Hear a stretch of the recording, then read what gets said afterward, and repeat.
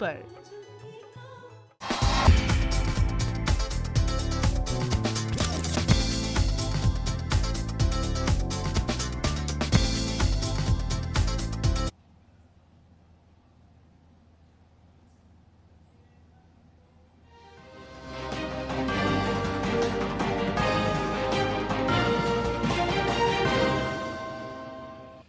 आदाब नाज़रीन, खबरनामे में आपका इस्तकबाल है। मैं हूं साइमा खान। सबसे पहले नजर हेडलाइंस पर। वज़ीर आज़म नरेंद्र मोदी के यौम पैदाइश पर बीजेपी युवा मोर्चा 75 मकामात पर नमो युवा रन का करेगा इनेकाद। नमो युवा रन टी शर्ट हुई लॉन्च। मरकजी वजीर मनसुख मांडविया ने कहा कि वज़ीर आज़म की क़यादत में मुल्क ने की बेमिसाल तरक्की।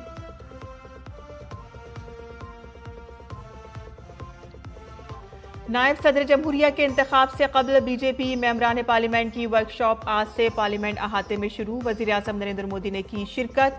2 रोज़ा वर्कशॉप में होंगे 4 सेशन।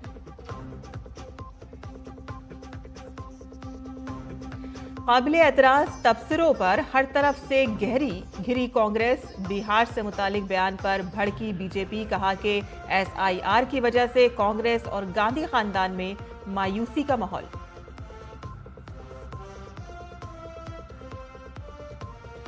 RSS की ऑल इंडिया कोऑर्डिनेशन मीटिंग का आज आखिरी दिन। मीटिंग में पंजाब में बढ़ते हुए तब्दीली मजहब पर हुआ तबादला ख्याल। बंगाल में दरअंदाजी रोकने पर भी किया तशवीश का इजहार। साल का आखिरी मुकम्मल चांद ग्रहण आज। भारत समेत दुनिया के 85% आबादी देख सकेगी ब्लड मून का नजारा। और अब खबरें तफसील से। वज़ीर आज़म नरेंद्र मोदी के 75वें यौम पैदाइश पर भारतीय जनता युवा मोर्चा नमो युवा रन का एहतमाम करेगा और इसके तहत 17 सितंबर को मुल्क के 75 मकामात पर बैक वक्त रेस का इनेकाद किया जाएगा, जिसमें हर मकाम पर 10 से 15 हज़ार नौजवान हिस्सा लेंगे और इस तरह तकरीबन 10 लाख लोग नशा मुक्त भारत के थीम के तहत एक साथ चलकर वज़ीर आज़म की सालगिरह मनाएंगे। और इस मौके पर आज एक खुसूसी प्रोग्राम में नमो युवा रन टी शर्ट भी लॉन्च की गई। मरकजी वजीर मनसुख मांडविया ने कहा कि वज़ीर आज़म की क़यादत में मुल्क ने बेमिसाल तरक्की की है। 17 सितंबर से 2 अक्टूबर यानी कि प्रधानमंत्री जी के जन्मदिन से गांधी जी के जन्मदिन तक 15 दिन को देश और भारतीय जनता पार्टी सेवा पखवाड़ा के रूप में मनाती है।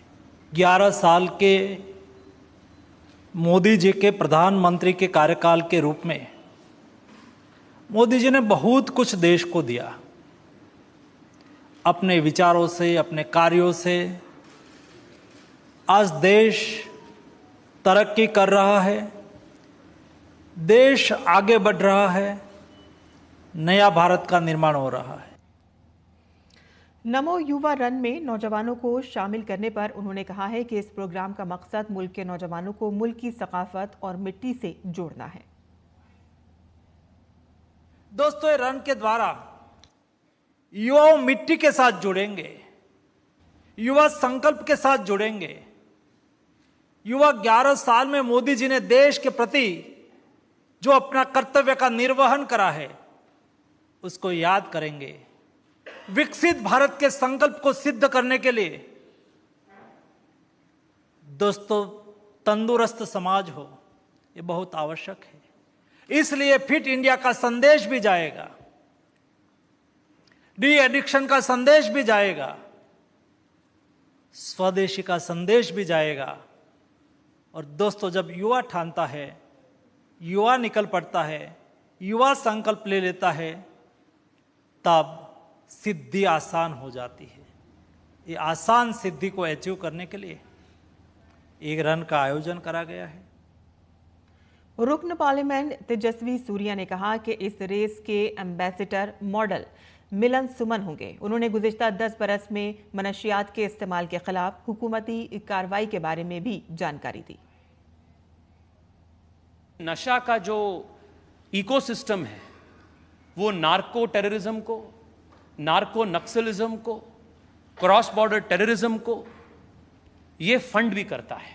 और पिछले 10 साल में अपनी सरकार ने has done some incredible work when it comes to destruction of drugs and this war on drugs. 2014 और 2024 में 24 लाख केजी का नारकोटिक्स सीज हो चुका है, उसका डिस्ट्रक्शन हो चुका है। This is how India is fighting the war on drugs. नायब सदर जमहूरिया के इंतखाब से पहले आज पार्लियामेंट के अहाते में बीजेपी मेंबरान पार्लियामेंट की एक वर्कशॉप का इनेकाद किया जा रहा है।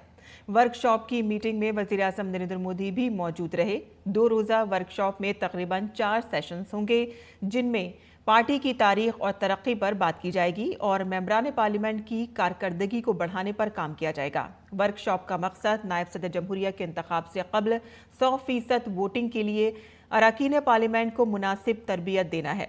ट्रेनिंग सेशन में अरकान पार्लियामेंट को बैलेट पेपर पर सही निशान लगाने, इलेक्शन अफसर की जानिब से दिए गए कलम का इस्तेमाल करने और बैलेट पेपर को सही तरीके से फोल्ड करके बॉक्स के अंदर डालने के बारे में आगाह किया जाएगा ताकि वोट गलत ना हो। दरअसल खुफिया वोटिंग में पार्टी विप का इत्तलाक नहीं होता। ऐसे में एनडीए की तवज्जो क्रॉस वोटिंग को रोकने और गलत वोटों को कम करने पर है। नायब सदर जमहूरिया के इंतखाब के लिए वोटिंग 9 सितंबर को होगी और गिनती भी 9 सितंबर को ही होगी। एनडीए ने महाराष्ट्र के गवर्नर सीपी राधाकृष्णन को नायब सदर जमहूरिया के ओहदे के लिए अपना उम्मीदवार बनाया है और उनका मुकाबला इंडी इत्तेहाद के उम्मीदवार और सुप्रीम कोर्ट के रिटायर्ड जज जस्टिस बी सुदर्शन रेड्डी से होगा। बीजेपी के कौमी तर्जुमान संबित पात्रा ने बिहार में एसआईआर से मुतालिक कांग्रेस लीडर राहुल गांधी के बयानात पर सख्त तनकीद की है। उन्होंने कहा कि गांधी खानदान और कांग्रेस में अकरबा परवरी हमेशा गालिब रहती है। राहुल और उनके साथी बिहार में एसआईआर के हवाले से मनफी माहौल पैदा कर रहे हैं। बिहार के लोगों ने देखा है कि राहुल गांधी ने बिहार में दरअंदाजों को बचाने की हिमायत में यात्रा निकाली और अब कांग्रेस और उनके लीडरों की सच्चाई अवाम के सामने आ गई है।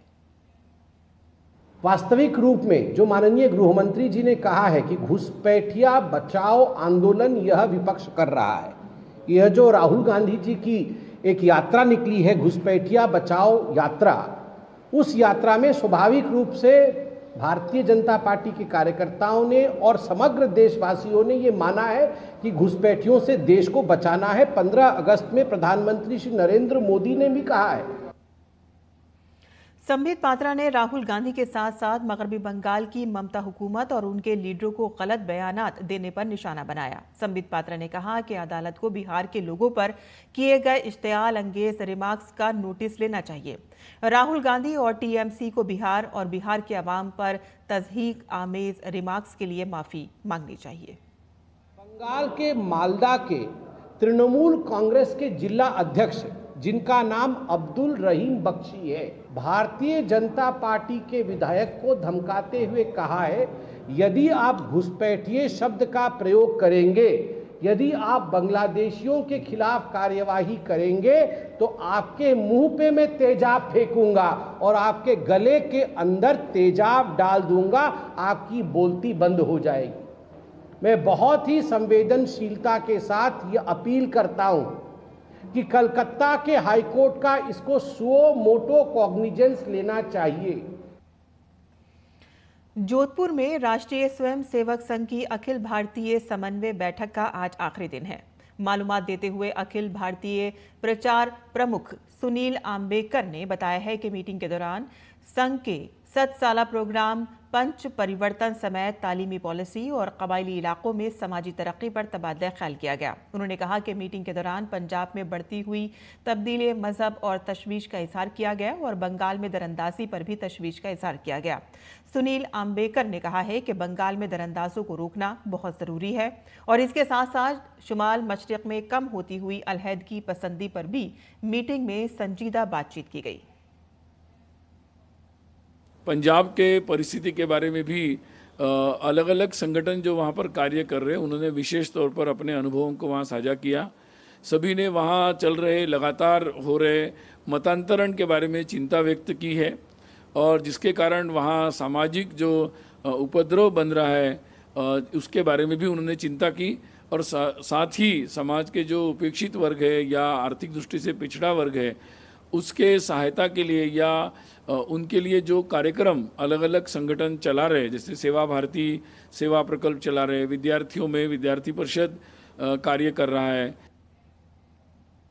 बड़ी संख्या में जो अवैध तरीके से घुसपैठी नागरिक वहाँ रहते हैं बंगाल में, और उनके द्वारा भी जो उपद्रव किए जा रहे हैं, और उनके तुरंत उसको रोकना अत्यंत आवश्यक है। हिंदुओं की सुरक्षा में बहुत सारी समस्याएं वहाँ पर आ रही है, लॉ एंड ऑर्डर के भी बहुत सारे प्रश्न वहाँ पर आ रहे हैं, तो इसके बारे में भी सबने चिंता व्यक्त की।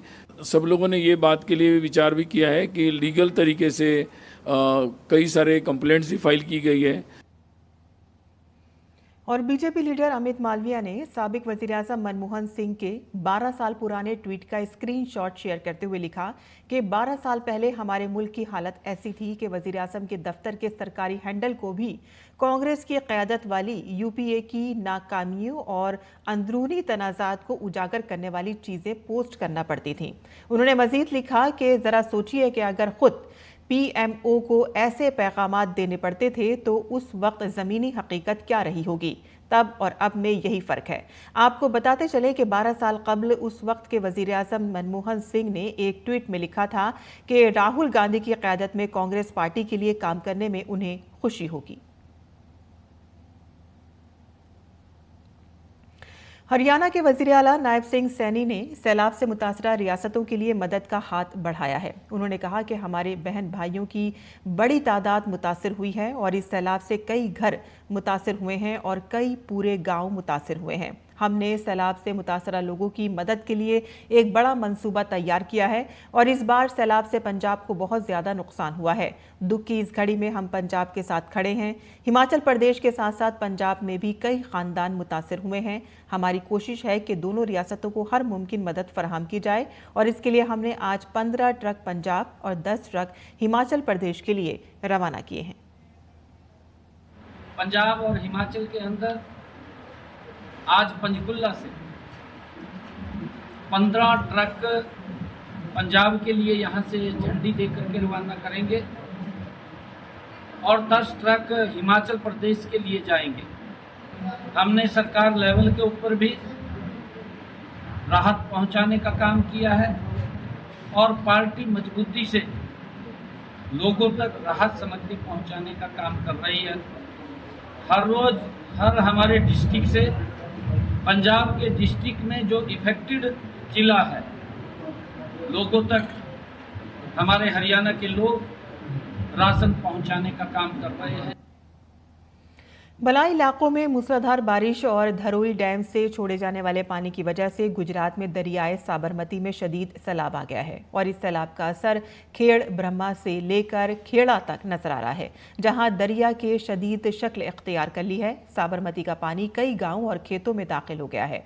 खेड़ ब्रह्मा से के रतनपुर गांव के नजदीक साबरमती नदी में एक ही खानदान के 12 अफराद फंस गए हैं। अचानक नदी का बहाव बढ़ गया जिसकी वजह से वो बाहर नहीं निकल सके। मकामी इंतजामिया ने उन्हें बचाने के लिए फौरी तौर पर इमदादी कार्रवाइयां शुरू कर दी हैं। मरकजी वजीर जितेंद्र सिंह ने ट्विटर पर बताया कि जम्मू कश्मीर में लैंडस्लाइडिंग की वजह से बंद होने वाले NH 244 को ऑपरेशनल कर दिया गया है। दरअसल लैंडस्लाइडिंग के बाद हाईवे पर मलबा जमा हो गया था जिसे अब साफ कर दिया गया है। कौमी शाहरा 244 डोडा, किश्तवाड़, चत्तूर और सिंथल टॉप के रास्ते से बड़े पत्थरों को तोड़कर मलबा हटाकर सड़क को हल्की गाड़ियों के लिए खोल दिया गया है।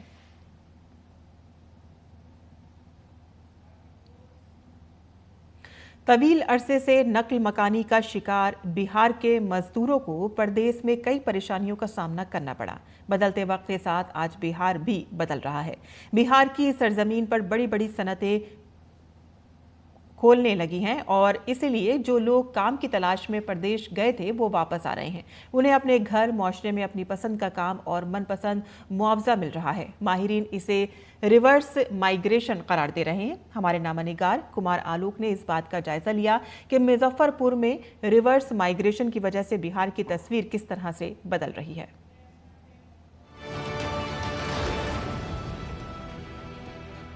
हम हाजिर हैं बात बदलते बिहार की चौपाल में।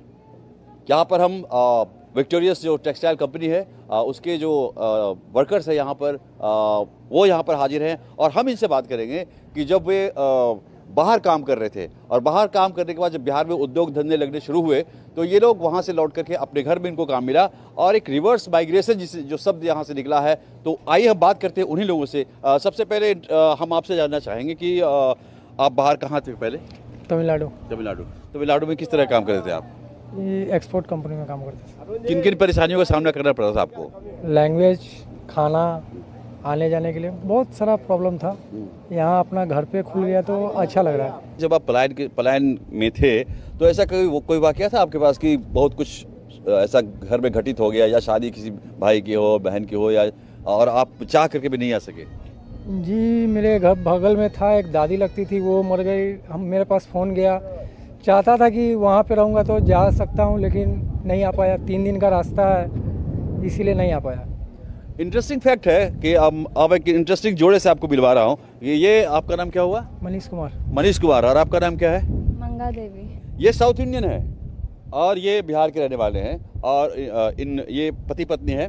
और आप कह सकते हैं कि जो बाहर काम करते थे हमारे मजदूर भाई या कामगार भाई, और वो वापस बिहार लौट के आ गए हैं, लेकिन ये तमिलनाडु से लौट के बिहार आई हैं। तो इसको कौन सा माइग्रेशन शब्द दिया जाए, हम इन्हीं से पूछेंगे। कैसा था एक्सपीरियंस वहाँ का और यहाँ का क्या है? बहुत अच्छा लग रहा है। यहाँ का इतना अच्छा लग रहा है कि काम भी अच्छा है। अभी इससे भी और कंपनी आएगा तो और अच्छा लगेगा। लोग का जितना है मजदूर लोग हैं और लोग का और भी अच्छा लगेगा। यहाँ पे काम करते हैं जो भी है, जो रोजी रोटी कमाने हैं। ये उड़ीसा से है। आप देखिए, उड़ीसा से इनको काम मिला बिहार में, तो ये बिहार में आई हैं। तो कैसे उड़ीसा से आप यहाँ आ गई? मैं भी यहाँ बिहार का लड़का से शादी किए हूँ और मैं साउथ में काम करते थे, तिरपुर में। बहुत अच्छा लग रहा है हमको कि बिहार में हमारा काम मिल रहा है। अब हम लोगों को बहुत दूर जाना नहीं पड़ेगा, क्योंकि सब हमारा फैमिली के साथ रहना पड़ेगा, माँ बाप भाई बहन सब एक साथ। तमिलनाडु और उड़ीसा के लोग भी यहाँ पर काम करने के लिए आए हैं। तो अपने आप में विचित्र शब्द, किस शब्द का प्रयोग करें? रिवर्स माइग्रेशन तो उसको नहीं कहेंगे। वहाँ और यहाँ में क्या फर्क महसूस हो रहा है आपको? सर, वहाँ जैसे कि बाहर लैंग्वेज का बहुत प्रॉब्लम है तमिलनाडु में। यहाँ जैसे हिंदी है तो हम सब भाई एक साथ एक भाषा में बात कर पाते हैं। वहाँ समझने में हर काम में दिक्कत होता था। क्या दिक्कत थी वहाँ पर और यहाँ पर क्या? वहाँ पर जाने आने में दूरी है, ज़्यादा आने में, कभी इमरजेंसी में आ नहीं पाते थे वहाँ से, और ज़्यादा भीड़ भाड़ भी ट्रेन में रहता था। टाइम से नहीं पहुंच पाते, किसी का तबीयत खराब हो गया तो उसमें नहीं आ पाते थे। यहाँ जितना कमाते उतना वहाँ भी कमाते थे, वहाँ खर्चा ज़्यादा हो जाता था। हर चीज़ महंगा। यहाँ तो ठीक है, अच्छा है, बगल में है अपना गांव, 1-2 हफ्ते में चले जाते हैं। आप कहाँ थे? गुड़गांव। और क्या क्या परेशानियाँ थी वहाँ पे? वहाँ से जाने आने की सुविधा, यहाँ तक के बिहार आने में टाइम लगता था, 24 घंटा लग जाती थी। और किराया भी नहीं उतना जल्दी में, चाहे कोई डेट कर गया, मम्मी डेट कर गया, पापा डेट कर गया, आने जाने की परेशानी थी। और सारे समस्या को देखते हुए जो बिहार में उद्योग लगा है, इससे सुविधा हो रहा है हम लोगों के लिए। आपने देखा कि किस तरीके से हम लोगों ने यहाँ के वर्कर्स से बात की, और वर्कर्स के जो मालिक होते हैं, मैनेजमेंट के जो मालिक होते हैं, उनको हमने आपको सुनवाया कि किस तरीके से यहाँ ध्यान देते हैं अपने कामगारों का, और जो सुविधाएं उनको मिलनी चाहिए कामगारों को, विशेषकर ESI की जो बात हो रही है, उसके लिए भी ये मैनेजमेंट प्रयास कर रहा है कि जल्द से जल्द यहाँ पर ESI की सुविधा भी कामगारों को मिले। तो आपने ये कार्यक्रम देखा, चौपाल बात बदलते बिहार की, जिसमें हमने उन मजदूरों से, उन कामगारों से या फैक्ट्री के मालिक से आपको रूबरू कराया और ये समझाया, ये समझाने की कोशिश की कि जो बाहर माइग्रेट करके गए थे और अब जब उनको अपने घर में काम मिला है तो कितनी सुख की अनुभूति उन्हें मिली है, और जब वो बाहर थे, काम कर रहे थे, तो उन्हें कितनी प्रताड़ना का सामना करना पड़ रहा था। कैमरामैन तिवारी के साथ कुमार आलोक, DD न्यूज़, मुजफ्फरपुर।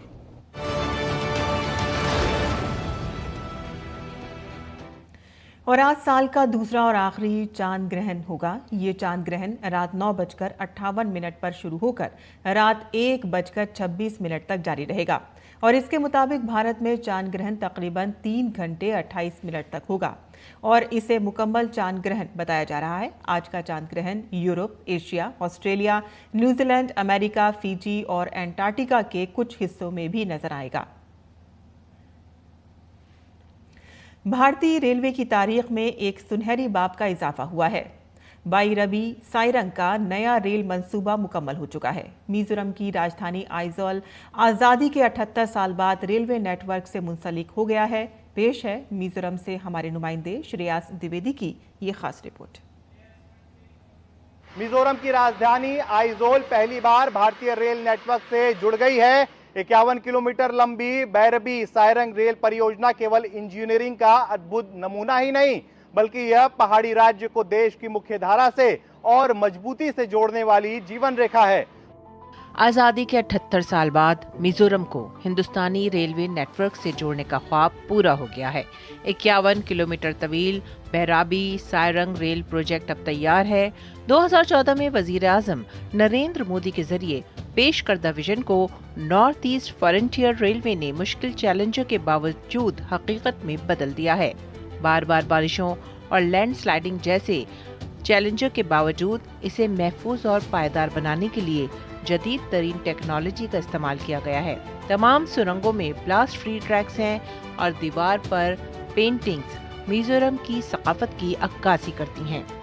हमारा मिजोरम राज्य जो है आसाम के साथ रेल के माध्यम से जुड़ रहा है, यानी कि पूरे भारतवर्ष से जुड़ रहा है। एसेंशियल सर्विसेज की प्राइसेस की कीमतें थी बहुत ज़्यादा थी। फल की बात करें या सब्जी की बात करें या कोई भी सप्लाईज की बात करें, तो उन चीज़ों में बहुत सा फ़र्क पड़ने वाला है।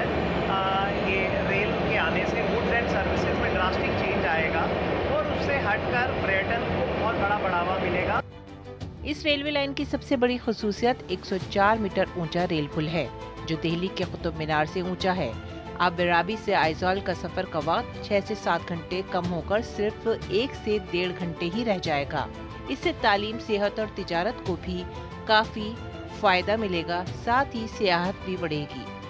इतने सालों में जो यहाँ का कनेक्टिविटी का समस्या है, उसके वजह से बहुत परेशानी आई थी। यहाँ के जो छात्र है जो पढ़ने जाते हैं अलग अलग जगह पे, यहाँ जो मेडिकल फैसिलिटी के लिए लोग अलग अलग जगह जाना है, उनके लिए ये रोड से बहुत समस्याएं होती थी। समय भी बहुत लगता था और बारिश के समय में लैंडस्लाइड की समस्याएं भी यहाँ बहुत रहती हैं। तो अब ये रेल आने से बहुत कम समय में और सुरक्षित और एक रिलायबल तरीके से ये देश भर में सफ़र कर पाएंगे। गुड्स ट्रेन की आमदरफ्त से मकामी मसनूआत को पूरे मुल्क में मुंतकिल किया जाएगा और रोजगार के मौके भी ज्यादा मिलेंगे। शुमाल मशरक़ी सरहदी रेलवे का ये प्रोजेक्ट शुमाल मशरक़ की दीगर रियासतों को भी मजबूत राब्ता फराहम करेगा। त्रिपुरा, असम, अरुणाचल प्रदेश और मिजोरम अब बराह रास्त रेलवे नेटवर्क से जुड़ जाएंगे। 45 सुरंगों और 55 बड़े पुलों वाला ये प्रोजेक्ट शुमाल मशरक़ की समाजी और इक़्तिसादी तरक्की के लिए एक गेम चेंजर साबित होगा। ये रेल रास्ता बारिश की वजह से सड़क पर पड़ने वाली रुकावटों के दरमियान लोगों को महफूज रास्ता फराहम करेगा, काबिले एतमाद सफर देगा। वजीर आजम नरेंद्र मोदी जल्द ही 8,071 करोड़ रुपए की लागत से बनाए गए इस मंसूबे का बाकायदा इफ्तिताह करेंगे। आजादी के 78 साल बाद मिजोरम में पहली बार रेल की सीटी गूंजने वाली है। यह सिर्फ एक रेलवे लाइन या परियोजना नहीं, बल्कि पूर्वोत्तर को मुख्य धारा से जोड़ने की प्रधानमंत्री नरेंद्र मोदी की प्रतिबद्धता का जीवंत उदाहरण है। Shreyas Dwivedi, DD news, Aizawl. और यूक्राइनी हुक्काम ने बताया है कि रात भर रूसी हमलों में एक शेरखार समेत 3 अफराद हलाक हुए हैं। इन हमलों में 18 अफराद जख्मी भी हुए हैं और दारुल हुकूमत कीव में एक सरकारी इमारत समेत मुतादिद इमारतों को आग लगा दी गई। कीव के मेयर विताली क्लिचको ने बताया है कि शहर के मरकज में एक सरकारी इमारत में हमले के बाद आग लग गई। हमलों का आगाज एक ड्रोन से किया गया, जिसके बाद मिसाइल दागे गए।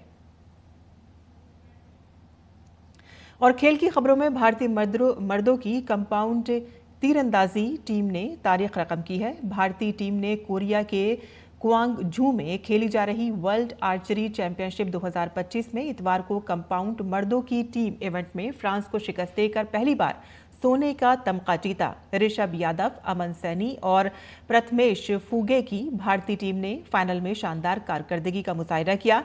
भारतीय टीम ने 2 पॉइंट्स की बरतरी हासिल की और फ्रांस को 235-233 के फर्क से शिकस्त देकर तलाई तमगा जीत लिया। और इससे कबल ज्योति सुरेखे विन्नम और ऋषभ यादव की भारतीय मखलूत जोड़ी ने कंपाउंड मिक्स टीम इवेंट में चांदी का तमगा जीता था।